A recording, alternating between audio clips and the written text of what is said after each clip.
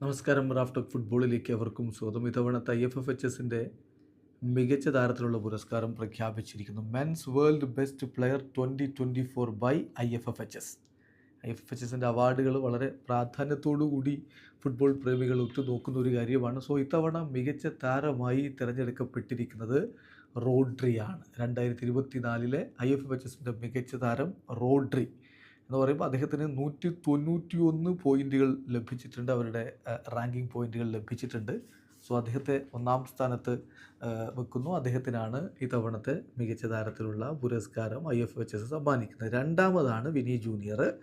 അദ്ദേഹത്തിന് 166 റാങ്കിങ് പോയിൻറ്റുകളാണുള്ളത്. മൂന്നാമത് ജൂഡ് ബെല്ലിംഗാം 62 റാങ്കിങ് പോയിൻറ്റുകൾ. 4 Lamine Yamal, 5 Erling Haaland, 6 Dani Carvajal, 7 Toni Kroos, 8 Harry Kane, 9 Lautaro Martinez, 10 Kylian Mbappe. ഇതാണിപ്പോൾ IFFHSൻ്റെ റാങ്കിങ് വന്നിരിക്കുന്നത്.